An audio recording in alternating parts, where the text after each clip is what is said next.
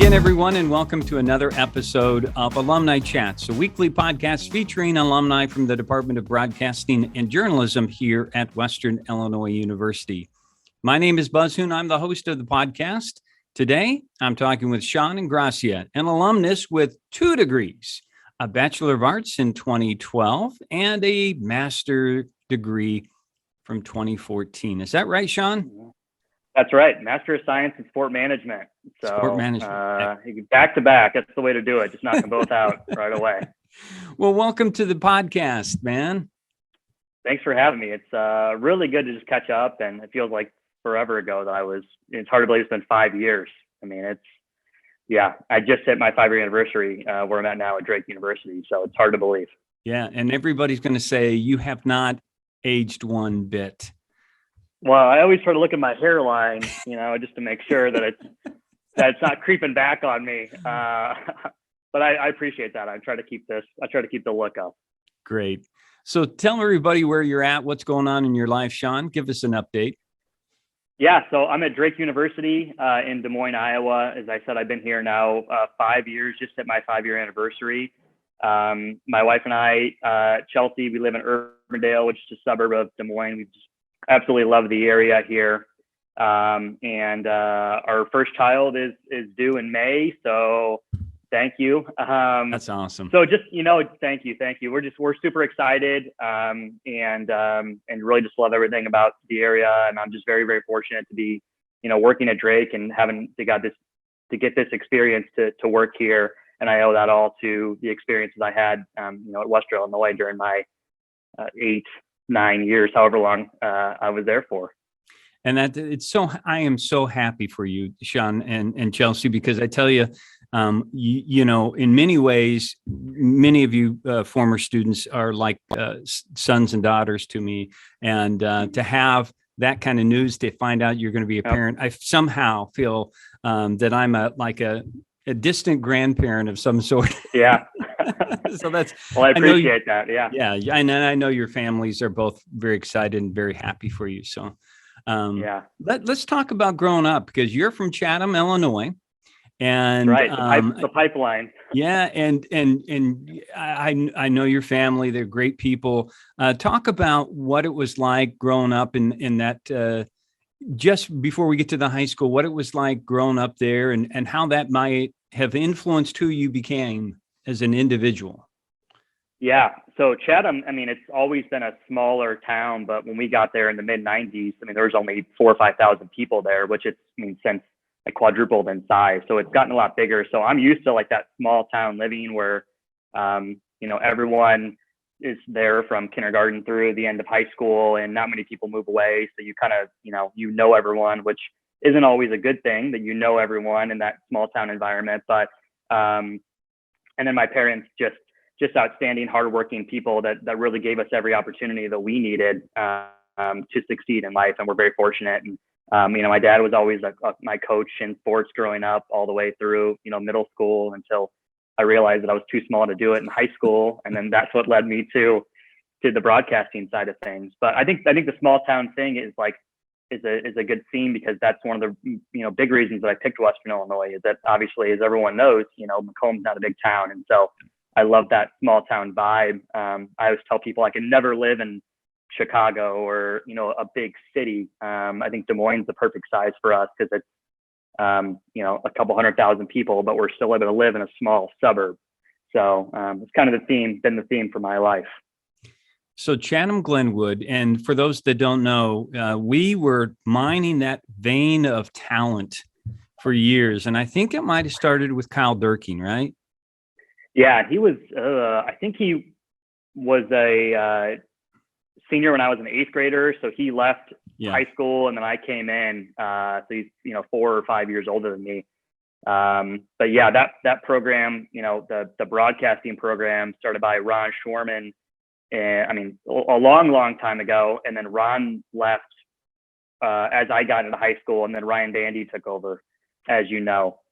And then that was just like my home for, 4 years in high school, just doing all things broadcasting, and so many amazing opportunities that we had, at Chatham Glenwood, and the school invested so much into the program. And so many that's why so many kids were able to get the experience there and go on and be successful, at Western.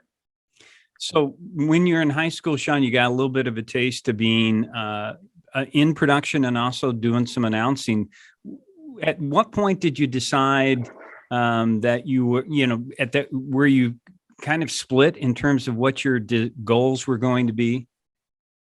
Yeah. And I'm trying to think back to 2005. I think it was really like my junior year of high school is when I was like, this is what I want to do. And then we made trips to Western, and I knew junior year I was going to go to Western. And I think at that point, I always knew that I really enjoyed the behind the scenes type things, the production, the directing, the producing, the editing, all of those things as well. But I still, had an interest in the on camera. So I did, and we had our morning announcements. I was the weatherman for 2 years on the morning announcements, and I broadcasted, did play-by-play for Chad Glenn High School, basketball games. So I knew I didn't just want to just decide on either behind the scenes or in front of the camera, that I wanted to make sure I, did both so that I could kind of figure that out when I got to college. And I was able to do that, when I did get to Western. So when you come to WIU, I remember kind of saying, okay, here's the football coaches show, and we're going to let Sean be in charge of it. Yeah. That's, I remember when you told me that, I didn't even know that if I was going to be like the on-camera person for the show. I was just like, am I just behind the scenes? And then I found out I'm on camera, and I'm like, I need to buy some suits because, I'm going to be, and just kind of get thrown into it. Or not thrown into it. I knew I was going to, do it, but my sophomore, junior, and senior year. And gosh, I just learned so much just from doing that.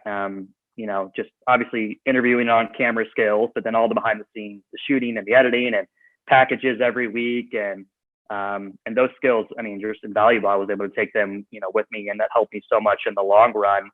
I think time management is something that, like to have to do all of those things and then be taking classes at the same time. Those things help me as well. So there's so much I can take away just from doing the pigskin preview. And that obviously wasn't the only thing that I did, during my time at Western. So what was it like interacting with a coach because I think in some ways, it's a great experience for a young person to learn how to be a professional, because that's what they expected you to be. And you did such a fine job of representing the department, the university, of course. But what was that like? Yeah, thank you. It was, I'll say it was a cool experience. And I got to work with Don Patterson my sophomore year for like half of the season. And then Don Patterson left, and then Mark Hendrickson came in. And I was just, I think, incredibly lucky that I got to deal with or work with two like really good people, and that they understood that, I was a student and I'm learning, and I'm not a professional. And so they weren't, it's never like they made me feel bad for asking a question or looked at me like what's going on. That, they answered every single question. And I think it just helped me with professionalism as well, and knowing how to talk to individuals. And it's crazy for me to, like, I've been in the college athletics world for 10 years now, but like when I was 18, 19 years old, like I didn't know this world. I didn't know what college coaches went through and what their daily schedules are like, and like all the time commitment that they have in practices and watching film and stuff. So it's incredible to me that they took the time every single Tuesday or Wednesday or whatever it was to come over to Silly 3 and record the show. So some of the other fun memories of being over in Salee Hall, you mentioned, which for those that don't, the current students, they don't understand having to record on a tape. Oh my gosh. Then digitizing that tape and then editing, and all the fun that was associated. All in real time too. And it's just, we would just sit there in those editing days, and I would just time it up. It would take, 30 or 40 minutes to log something. So I'd start it on one of the old tape machines with the fire wire coming out of the back into the computer. And then I'd go run to Burger King, and I'd get some nuggets and chicken sandwiches. And then I'd come back and be crossing my fingers, hoping that something didn't, explode during that 15 minutes. And I had to start over again. But that was character building right there. just the process of editing, and like thinking about it now and how I'm able to edit now, and like, I shoot something and instantly can edit it, and having all those small little blue cases with tapes in them in my book bag, or the big ones when we'd go on the road and record the full 3-hour plus games. I had to get the bigger tapes for more space on that. It's I haven't thought about tapes in a long time until I sent that to you this morning. And then I'm just getting these flashbacks of how awful it was having to work on tape. Yeah. And you're absolutely right. Cause there was and I try to tell people perseverance builds character. Because, there are so many things that could and sometimes would go wrong with everything from digitizing, or when you were getting done and trying to then put it back on the tape or deliver that show. Because what you did was you would put together then a complete show that we could have available for university television. I think we also put it out to the public television station as well. But so there's a lot of responsibility there that I think was about character building, as you mentioned. Yep. And I gained a lot of it. and some other things that I thought were interesting and I remember it was such a great experience, and I'm glad our students had the opportunity to travel with the football team. And because you were one of the individuals that early on, I think you probably traveled all 4 years, didn't you? I traveled, I want to say 3 years. Okay. Some of my sophomore year I did, but then for sure all junior and all senior year, I made every trip. It was, it's just the real world experience. Those are business trips, for them. And so being able to be on the road and know how to act, and then you're dealing with professionals when you're on the road in terms of where you can set up and recording the games and all those things. So like those, just looking back on it now, is just, amazing in the beginning of really my love for just being in college athletics. And I've gotten to travel so many more times since, but like I learned what to do and what not to do, from traveling back in 2009, when I started doing it. But then again, gaining the experience of, recording video and setting up the, it's not like I've got a professors with us on the road. It's just, 2 announcers and a camera person, or 2 camera people. And so troubleshooting and, oh no, the camera's not working, what's going on, or what cables plug into where. There's just those little things, I think, as well. It's like you don't have someone to lean on, so you kind of got thrown into the fire in a sense, but you just got to figure it out. And I think that's, what makes anyone successful, is being able to figure it out, and to be able to do that at a young age while you're still in college is really beneficial. Yeah. It's interesting how that in so many ways was preparing you for life later on and what you're going to do. It's just wonderful. So let's talk about that cast of characters that you were hanging around with. Let's talk about some of those people that you can remember, because you're probably not still friends with them, I hope. I'm going to send this. I'm going to clip just this part, and I'm going to send it to them probably in one of the many group texts I have. But some of my best, like in my wedding, Ben Winterode was the groomsman. Michael Briskowski was the groomsman. Ryan Thorson, was the groomsman. I knew Ryan from high school, but Ben and Mike didn't meet them until we got to Western Illinois. And just so those and we're still all really good friends, still all see each other yearly when we can. And we're all literally all over the country, from South Carolina to Arizona to here in Iowa. But we all interact and communicate and text daily. And then there's, so many others that I got to travel with, Kyle Schatzberger and Julio Rosseo and Eric Woods and Adam Stadzinski and Matt Fisher. I looked up a few of these podcasts. I'd heard a few of them, but I didn't realize Fisher had done one. So I watched a little bit of Fisher's as well, and just listening to him and talk about the Lee Calhoun track meet and those types of things. Just and John Kendall, and just put a smile on my face, and it just made me reflect back on what's been over a decade. But there were just so many good people to be around, and it's amazing that just how successful everyone is, and everyone's still doing something in the field, which obviously just goes to show, how great of a university and department we had and that we were fortunate to be in. But so many of us that did sports stuff are still doing, living that life and living that dream that we had, when we first entered Western. So, and I'm sure I'm missing other folks as well, but just a lot of good people. Made for a really good experience, both on Sealy 3 and then outside of the windowless buildings. Okay, let's also talk about some of the faculty that were helping to shape a young Sean along the way. Yeah. Obviously you come to mind right away. And I remember, you, Sharon, and Roger all coming to Chatham, Glenwood, my high school in 2005 or whatever it was.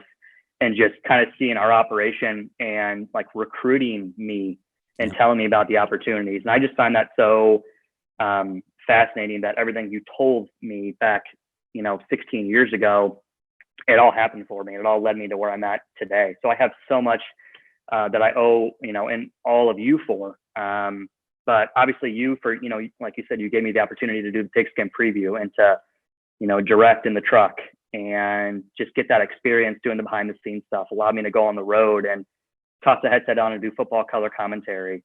I think, Sharon, obviously just kind of being the leader of the department and always being so supportive. And she still is to this day. It just puts a smile on my face. And, Roger, how can you not?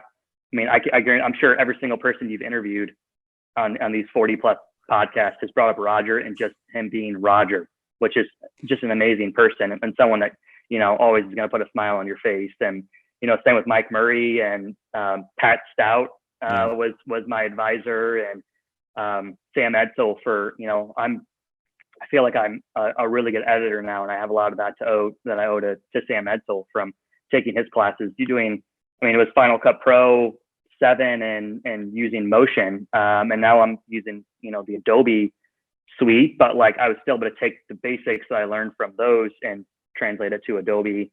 And Dan Klaus, was there for a couple of years for me. There's so many great professors that I was able to learn from, and then, still have, relationships with to this day, all these years later. And I'm just so thankful for it. So Sean, when you got done with your undergrad, you decided to go to graduate school. Talk about why that was the route that you did. Because as you said, you went right into graduate school in sport management, and you were following the path that some of our other students were doing at the same time. And it turned out really well. It's such a great program, but talk about why you decided to go that route. Yeah. I have a lot of that. I have Pat Osterman to thank for a lot of that. Pat gave me the opportunity to be a graduate assistant in the athletic communications department. I had done some stuff with the athletics department, working with Pat and some others, doing some video editing my junior and senior year. So and then obviously doing the broadcasts and whatnot, so I built those relationships, with Pat and with others. And so when the opportunity came up, I remember vividly walking from out of the back of Western Hall, I don't know, with Pat, I'm not sure where we were going, but I remember vividly him bringing up to me that, hey, I've got an opening for a graduate assistant. I'm not sure if you ever considered grad school, but we think you'd be a great fit for this, and you could help us out doing some of the video stuff while still being, an SID. And I just remember thinking long and hard and decided if I can get the assistantship, they're going to pay for school. It's a no-brainer. That's one of the things I tell people nowadays is if someone will pay for your school, do it, especially if it's only going to take a couple of years. And so that's why I decided to go that route. And I think, also when you're 22 years old, you have no idea, for the most part, what you want to do. You're scared. You're like, oh my gosh, I don't have a job yet.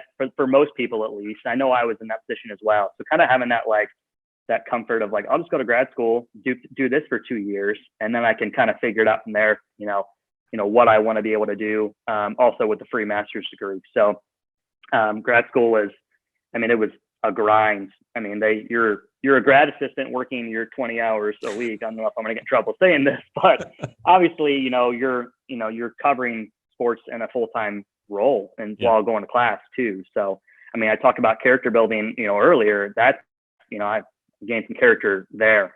Just that's when I really figured out what the grind was, working 50 or 60 hours a week while also going to class. And so, and I've really been living that life since. Yeah, you work until you're for the last done, 10 right? years.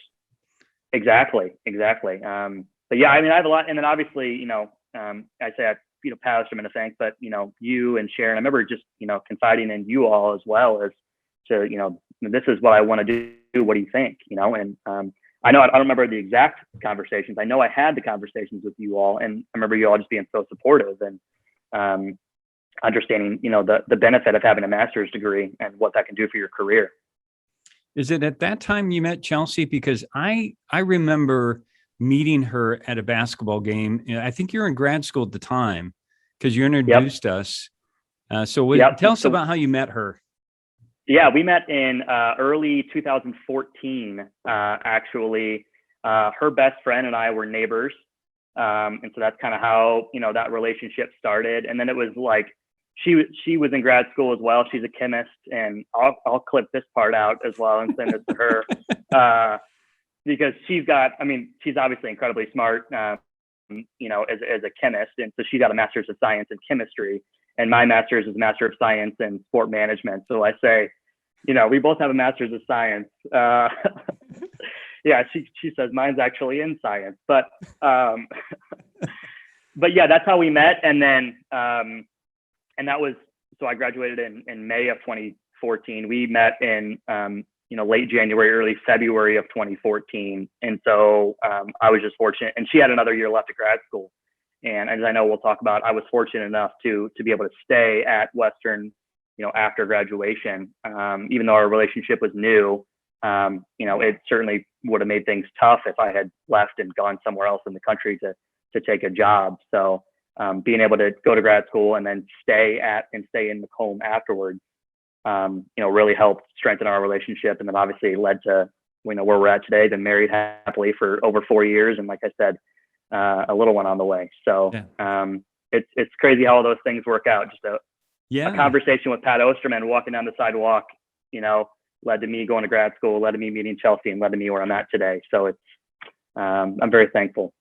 So for those that don't know, the students that may be watching or listening, Sean was hired as director of sports broadcasting. We had this opening, and Sean, you stepped in and you went right to, you talk about a really, having no fear. You stepped in as a teacher, which I think maybe, I don't know if you had any fear, but you didn't show it. I think the students, reacted very favorably to you immediately. Yeah, thank you. It was definitely, I was thrown into the fire, that's for sure. And I had no teaching experience, and I think I was teaching like 4 classes my first semester, while doing stuff with the truck. And it was kind of, I do have, John Hitchcock had just left. I don't know if it was maybe the May before, when he had left. And so he left me a lot of his, teaching materials and stuff. So I was able to kind of go off of, kind of follow his formula, at least as I kind of got things figured out. But it was, it's tough for me to even think back to 2014 when I even started, because it's like it's a blur now. Standing up there, going from grad school to teaching. There's 35 students in a class all staring at you, and you got to be the one to teach them and answer questions, and you got to know what you're talking about.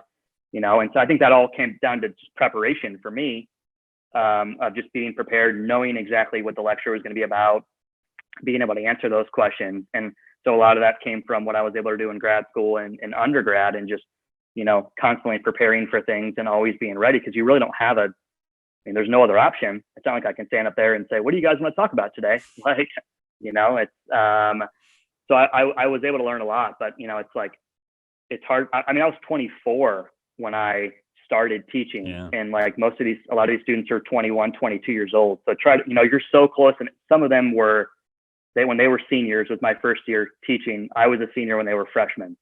And so it's like, I was a student with you, now I'm teaching you. So trying to like get out of that, like, friendship type thing and say, hey, we're not, we can certainly still be friends, but it's like, when I'm teaching and when I'm working, this is like, we're not friends anymore, essentially. You can't look at it that way. You can't walk in and say, hey, what's up, bro? Like, we hanging out tonight? Yeah. Yeah. Yeah. Yeah, what was, and I think you mentioned some of this in your comments, Sean, is, I'm sure it was satisfying as it has been for me to see as students that you're involved with on a day-to-day process, by the time when they graduate, how satisfying it must have been to see their development. Yeah. And we had so many really good sports production students. I mean, obviously but I really, that was kind of my, obviously, director of sports broadcasting, kind of my area. But like, I think back to the students that we had working in the truck for those games, Mario Calero, Dan Niederkorn, Dan White. Danny Fry and Redrick Terry were, our commentators, for those games. And I just think about what all of those individuals have done after graduation, especially in doing live sports and working in the sports world and commentating and doing those things. And it's crazy. And I could see it 100% when they were there. I knew they were all going to be successful, but I just talked to Mario last week or 2 weeks ago. And he's like, I was just in New York, and then I'm going to Vegas. And then, Mario, he's never going to stop, but like, just all over the country doing games and, technical directing and working like CB. He's like, I was just doing the Air Force game on CBS. I'm like, holy smokes. And I know that's just Mario, but it's like, it just kind of blows me away that, I had the opportunity to, play a small, part in, his development, his success. And, Dan White is working as an engineer for Chef Tech, who does Bradley games, and Bradley's in our conference. And so there's some crossover there as well. And I know Dan Niederkorn is doing a lot of freelancing stuff, and I see Redrick still, and I know he's working in the news, but he still commentates some college games. And Danny Fry's out in West Virginia, as an SID. And I could go on and on and on, but it's rewarding for me to see them. And I was only there for 2.5 years or however long it was. I can only imagine what it must be like for you and some of the other professors that have been doing it for 30 years, not to date you or anything, or age you. But it's been 30 years. That's right. Yeah. And just see it. And it's just amazing. Just being able to, keep in touch, and thank God for social media and being able to just kind of like see their lives from afar. That's really neat for me. So Sean, when you had this opportunity to go to Drake and be the director of creative services, and again, an opportunity for personal growth, for professional growth. And, again, I'm sure that you went into it without any hesitancy, because that's the way you've kind of approached everything. You have this great self-confidence, which again, I think traces back to your family. But talk a little bit about going into this new job and the challenges of establishing yourself there. Yeah. I tell people all the time, leaving Western was the hardest decision I've ever had to make. Just because, obviously timing was terrible, for one, and having to leave and, tell all these students and these relationships, and you feel like you're building something, but, and there was obviously a lot of reasons why, we decided to go, but, in terms of personal growth, and I was at that point in my life where I knew, I kind of wanted to get out of the teaching and like sometimes people will say those who can't teach, and that's what students would say to me. And I'm like, well, no, hold on a second now. Yeah. Like I can do, but I knew, like, I saw myself as, I love the interaction with the students. I love the teaching, but I'm like, I want to go do for a while and then come back after I get a bunch of experience and come back and teach.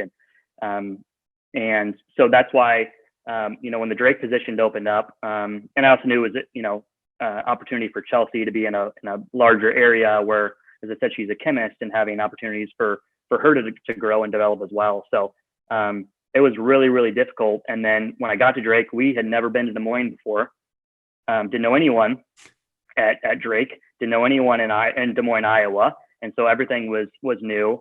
And I started on a Wednesday, and like that Friday I had like 4 games, or that weekend I had like 4 games that first week, I remember. And I was just right into the fire, and it was just go, go, go, go, go. And so it was literally like I left Western I did a game on a Saturday, moved on a Monday, started on a Wednesday, 4 games that next weekend. And it's just been nonstop, kind of that chaos since. And, it's, yeah, but I mean, that's just who I am. Like that's right. just, I love, just, kind of that go type thing. And, but yeah, when I got to Drake, it was, my predecessor had left a few months earlier. And so they were kind of in a bad situation, and that they didn't have anyone for a few months to do the broadcast and to, creating content and stuff. So that's why it was kind of an urgent, like, hey, we need you like right now. You've got to be here if you're going to come here. And so it took me a little bit to kind of, it was really a blank canvas, and I really got to make it my own. It took me a little bit to kind of figure things out now that I was in this, working in a college athletic department, as opposed to, working in the Department of Broadcasting, where I was helping with college athletics, actually doing the video for college athletics. It took me a little bit to, and to start literally at the start of basketball season, which basketball here at Drake, the men's and women's basketball. And then we finished basketball, and then it was Drake relays. And so it was just like, it took me to that following summer. And then of course that following summer we got married and bought a house, and, so it just took me a while to just, to get into it. But a lot of really good people that I have here that I'm able to work with that helped me out along the way and helped me get to where I'm at today. So the Lee Calhoun production and the Drake relays, probably very similar. Oh, goodness. I try to even think back to, I remember I was directing for the Lee Calhoun, and I remember as I was watching your interview with Fisher, I remember we broke it up into shifts, and, Yep. The morning crew and the afternoon crew. So I remember directing. I don't remember a whole lot else other than John Kendall sweating in his suit. Getting sunburned, poor forever. guy. And then the athletes would literally finish their sprint of the 100, and then he'd have a mic in their face, and they're like, hold on a second. But that was my only experience with track and field, coming to Drake. And then I obviously knew what the Drake relays was, but I didn't know what the Drake relays was. And there was no way for me to know until I actually lived it. And it's, it's the biggest thing we do here, at Drake. And it's a whole week. We've got road races, the weekend before, where there's a 5K, 10K, half marathon. We've got a beautiful bulldog competition where they trot out 20 bulldogs, and it's like a beauty pageant for bulldogs. So it's not just like the 3 days of the track meet. It's all week long. There's events going on, and it's all hands on deck. But I got the opportunity, to run video board, but then to work with the individuals that are coming in, doing the TV broadcast. So the people from NBC that come in to broadcast 2 hours of the meet on Saturday, I got to work with those people. And that was kind of like the first time where it's like, okay, I've never really worked with, people from networks before, and see how so that was an experience in itself. Just, I remember that first year, the producer was Craig Silver, and he does the Masters, and he does college football games on CBS. He's the main producer for those things. And I'm working with him, on the Drake relays, and it's just kind of like, holy smokes. So talk about a learning experience, that first year, and then moving forward. But the relays it's intense. It is. It's just nonstop for, an entire week. And then you just finally, you're like, whew, let's take some time to breathe here. So not only are you making productions of these live events, but you're also making content and that's the way the job has just gone into, right? For social media, that now that's a big place to find where the university wants to be promoted. Yeah. Everyone just expects it now. Yeah. And by everyone, fans, and people just expect to be able to get on their phone and see what happened. If there's a big play in a Drake game, they don't want to wait till tomorrow, or they don't want to wait till the news at 10:20 to see the sportscaster hopefully show it. They want to act, everyone wants it immediately now. And it's obviously really changed a ton in the last, even really 5 years. It's crazy, just the shift in terms of content creation. And so even when I started, I was, still creating content and kind of trying new things. And then the shift has gone on. So we're just trying to keep up, because so many other schools have just full departments where they're literally just creating content for not only fans, but recruits as well. It's something that people probably don't think a lot about, but recruits want to be able to see what's going on, and they want to know what it's like to be a student athlete at Drake University, and they want to see the cool stuff. Like, that's what I say to kids, but that's what the kids want to see, is like the cool content and stuff. And so, that some of that stuff, falls on me and my role now. And that's something that, I didn't think about when I got into my role, but it's like, oh yeah, like, I got to do that now too. So yeah, it's just, producing content. I also produce content for our video boards, intro videos. And I got to do a few of those things when I was at Western in grad school, as well. And so that was a cool experience. And then, producing, directing games and, for the Valley on ESPN. And, so it's a lot. I get to do a lot of different things. I'm very fortunate in that I get, I'm passionate about a lot of different things, and I get to do a lot of those different things that I'm passionate about.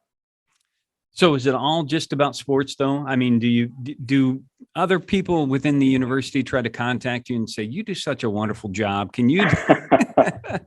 I have done other stuff. Yeah. Last year during COVID, we didn't have, they moved all of our fall sports to the spring. And so I had kind of like that normal life during the fall, and they had to cancel an event on campus, a big fundraising event last fall.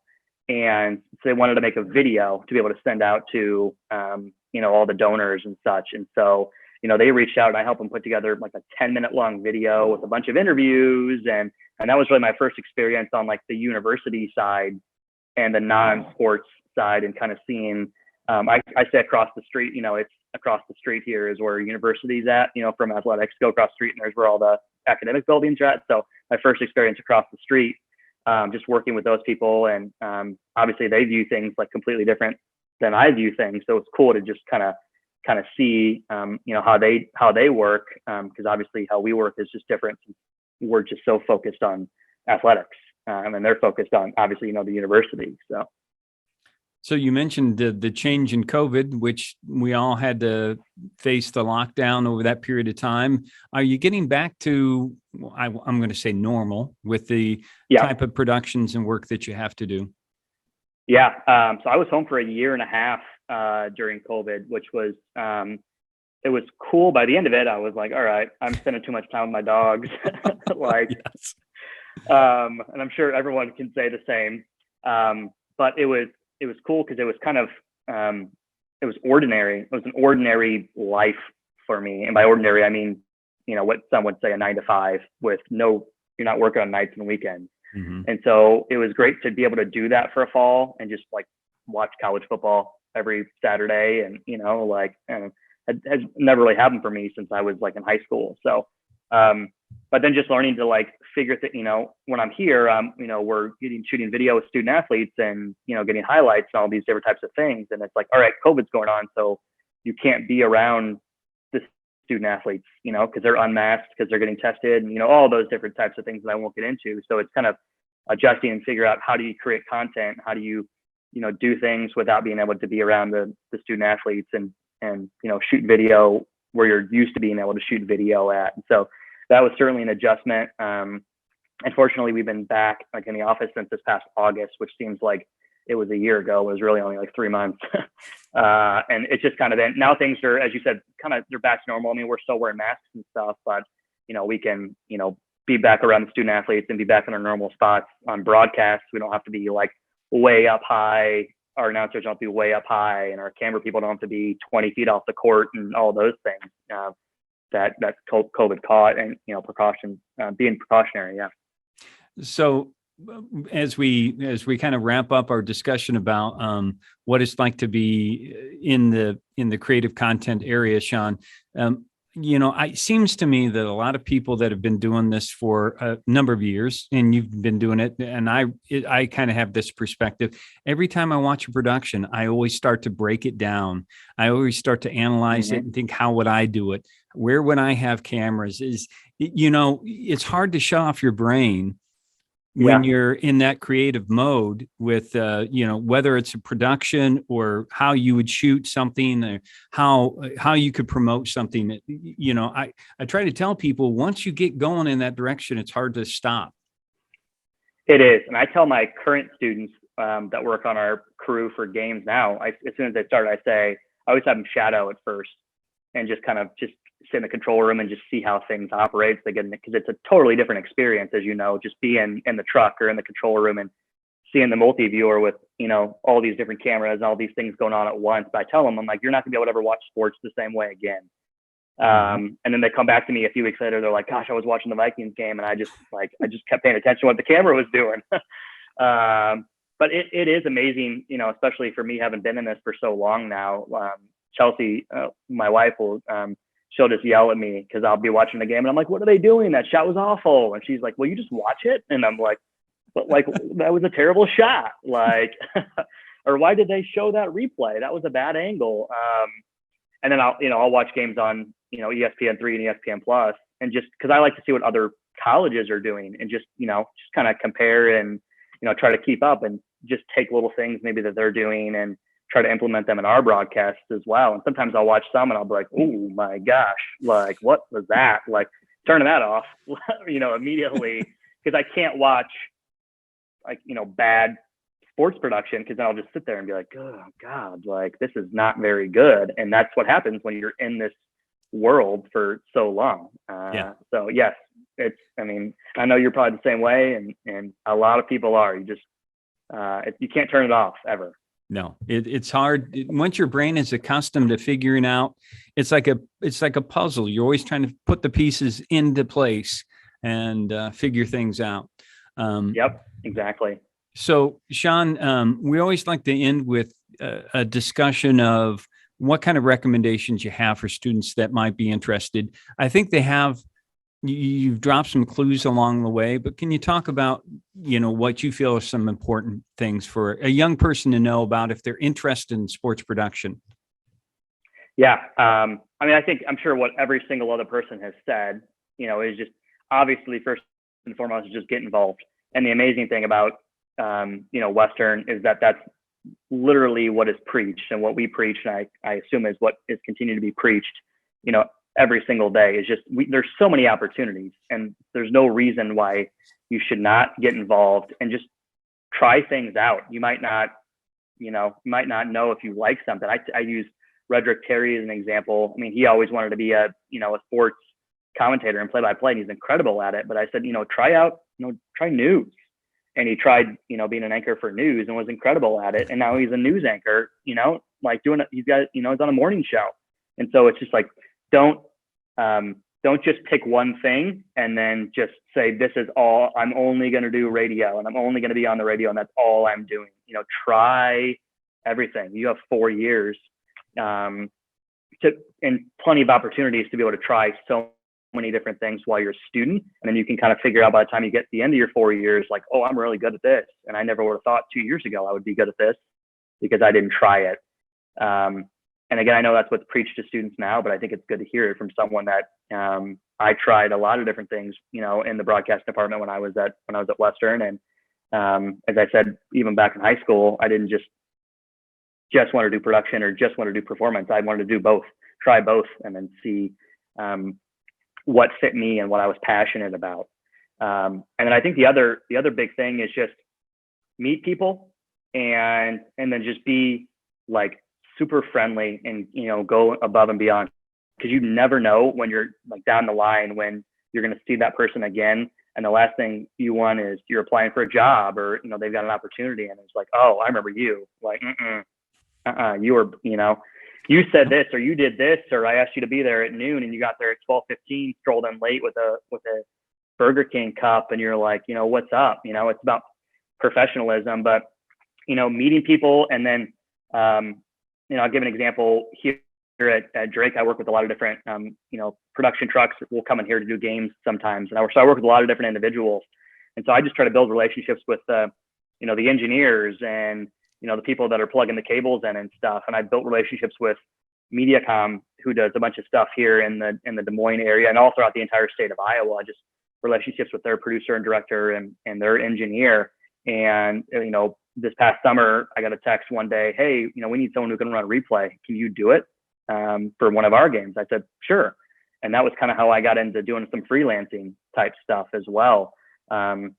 when time allows. And that's just because I built a relationship with them, and I understand, like, I'm not going to be an ass. I don't know if I'm allowed to say ass on this, but I'm not going to be someone who, if I'm terrible to work with when they get here, and I'm a bad person, then they're going to have a negative attitude towards me, and then I'm not going to get these possible opportunities like I had gotten. So that's just my advice to students: is you never know who you're going to meet again in the future. So really just, go above and beyond, be super friendly, energetic. What can I do to help? And even if it's just standing behind a camera holding a cable, do it with a smile on your face, and don't have a terrible attitude about it that you're doing, grunt work, or because that's how everyone has to start, doing the little things, and then they finally, make their way up to doing the things that they want to do. So get involved, meet people, and then, in sports production, no one's ever going to look at your resume and go, "Oh, you had a 4.0 GPA and no experience. You're hired." They're going to go, "What can you run this machine? No, you can't. Okay, sorry. Moving on." Yep. But I had a 4.0. So like, that's just the reality of it. I mean, I hate to say no one cares, but it's a hard industry, and that, like, no one's going to care, about your GPA, or, what can you do for me now? I think that's most jobs in the field, but especially in sports production. What experience do you have? What can you run this? Can you do this? No? All right, I'll find someone else then. Can you run a camera? Yeah. So and that goes back to the getting involved piece, trying new things, getting that experience. And then sometimes it's going to be scary and you're not going to know what you're doing. But you just, do it, try things, say yes. I remember having a conversation with Mario Calero, many years ago, and he got asked to be a technical director for a game using a switcher he's never used before. And he just said yes. I mean, of course it's something Mario would do, right? Yeah. But he said yes, and figured out a way to get his hands on this switcher, and watched the videos on this particular switcher. And that way, by the time he got to the game, he had some knowledge of the switcher and was able to do the game. So instead of saying, "No, I've never done it before," he said yes. And then that probably led him to more opportunities down the road doing games. So just, saying yes, and just, trying things, I think is my biggest piece of advice, especially if you want to work in the sports industry. And then just be willing to work a lot of hours on nights and weekends, because that's sports. Sports don't take place at 1:00 in the afternoon, where you can be home by 5 for dinner. So if you want to be in this field, you're going to be missing a lot of dinners and a lot of time and a lot of events and a lot of weddings on the weekend. That is great advice. And I tell you, Sean, I am glad that you said yes to coming to WIU, and I'm glad that you said yes to being the director of sports broadcasting, because in both instances, Sean, you made this place better. And I am, and I've always felt blessed to have students like you, but especially you. I wanted you to know that, because you were a terrific part of our program and the reason for our success. I thank you so much, and I have you to thank for so much. I mean, without you, I wouldn't be sitting in this chair right now, and I wouldn't be, where I'm at. So, I mean that. I mean, without you, I probably don't go to Western. I don't meet Chelsea. I don't move to Des Moines. I don't, have this job. It's all this, trickle down effect. Thanks for believing in me. I think that's the biggest thing. It's just like taking a chance on a 17-year-old smart ass. Well, it's been great catching up with you. Yeah, thank you so much, and I'm really glad you asked me to be on. This has been a lot of fun. And thanks to all those viewers out there. Remember, if you're interested in being a guest or you want to recommend somebody, just send me an email. We like to catch up with our alums. We hope that you continue to watch and support the department and the university. So until next week, stay safe, take care, and God bless.